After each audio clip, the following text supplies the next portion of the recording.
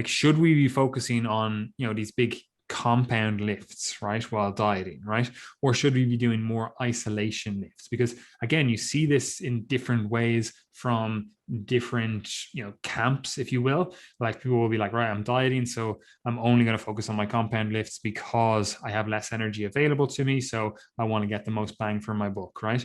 And then you have other people that will be like, right, well, actually, I'm just going to switch, pretty much all to isolating exercises because I want to focus more on, just really feeling the muscle. I'm going to be doing higher reps. I'm going to be doing, like, it's a fat loss phase. So, I really need to dial in on isolating every single little muscle, which again, you can already tell that it doesn't really make sense if we're trying to build muscle. It's like if you were trying to build muscle, you would use the same strategies you use to build that muscle, right? So people will switch that up, and I know it is very tempting to add in more isolating exercises, especially as you get leaner, because you're like, oh, actually look fucking shredded here, go to the gym, I do my normal work, and then I'm like, I'll actually just throw in a couple more sets of like lateral raises, a couple more sets of like bicep curls, tricep push downs, whatever it is, because you're like, I can actually see all of these shreds on my arms or whatever. So it's like, yeah, I'm just going to do a couple of extra sets here for this of these isolating exercises, right? And again, it does become more and more apparent that you're like, oh, actually, I can see the shreds on my chest. What if I was only doing like cable flies or something? I can get a really good pump with that. So they start focusing on that kind of stuff rather than, again, the heavier stuff, right? So how do we navigate that, Gary? Like, do we focus more on the compound lifts? Do we focus more on the isolation style lifts? Because the one negative potentially of focusing on compound lifts, I didn't mention it there, is that it obviously is hard. It is, quite hard to continue to push yourself heavier and heavier on these different lifts, especially as your body weight is getting lighter and lighter. So, like, what should we do? Compounds, isolation, perhaps it's a mix. Yes, perhaps it is a mix. That's what I would be aiming for, is a mix. And again, um, similar principles to what you would be using when trying to pursue muscle gain. You probably have a few so-called compound exercises and you have a few so-called isolation exercises. And I mean, some people do like to back off the compound movements a bit because they might get the most joy out of those when they're progressing their loads, and they don't like to see them go down or not progress at the same rate.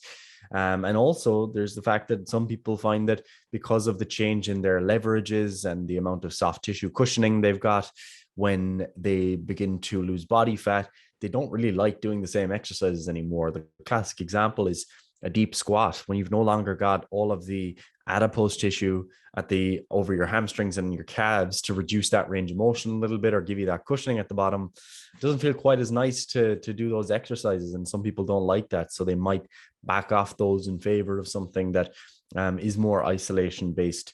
It's not necessarily wrong. And I think that the thing to understand is that when you're doing hypertrophy training and you're training for the purpose of body composition and health as well, there's nothing you need to do. That's the reality of it. And if you wish to change your program during a fat loss phase because it makes you enjoy your training more and you're still able to push yourself, that's fine, but ultimately what is optimal comes down to what your goals are. And if you foresee that after your fat loss phase, you'll want to get stronger at your deadlift, then it makes no sense to take deadlift out just because you're dieting, you're not progressing as much. The reality is that training is a very long-term, slow process. And during your fat loss phase, your deadlift might not progress, or it might only progress a tiny bit, or it might even regress if you're getting very, very lean.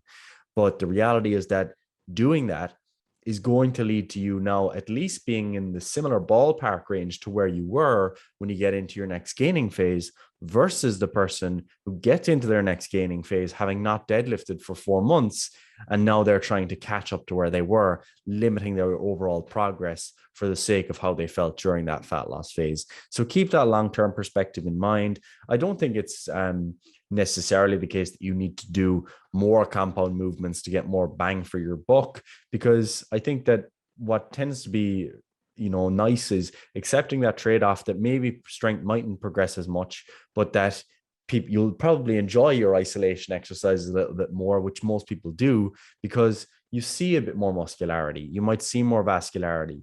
Your pumps might be better now that you get leaner.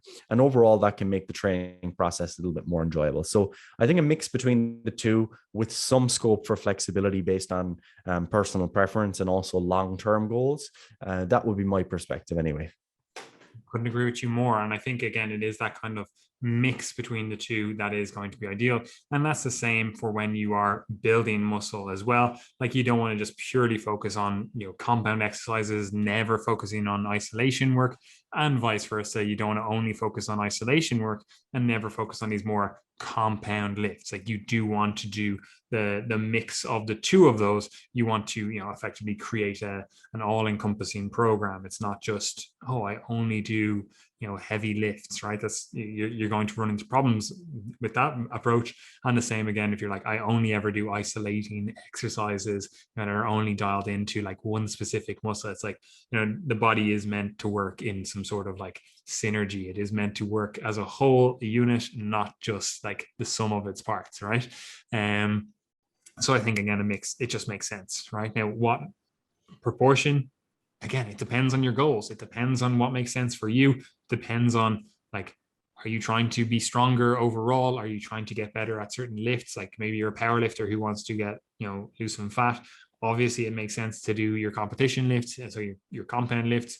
If you're someone that, again, is like, oh, I actually really want, like you said, I want to get stronger at XYZ, it's like, okay, well, it makes sense to keep them in it rather than just being like, oh, well, like, I'll just, get back to them after the fat loss phase, right? And one of the things that you do need to do when you are, especially keeping compound movements in the workout, is that you do need to go in with the mindset that you're still trying to progress. You're not just going in to tick the box of like, oh, I did my lift, I got the reps, I got the same weight. Like, you don't want to just spend 4 months or however long you're dieting and be like, I did the exact same weight throughout. Now, that might happen because, you're at the higher end of your genetic potential for this lift, or, your current genetic potential anyway for this lift. And you're like, all right, I'm maintaining it would be good, right? If that's the case, happy days. But for most people, it's just not the case. You're nowhere near your actual potential for that lift. And as a result, you can still be improving throughout the whole dieting phase. You just need to go in with the right mindset rather than thinking like, oh, just, tick the box. You need to go in with that kind of attack mindset of like, let's get this done, right?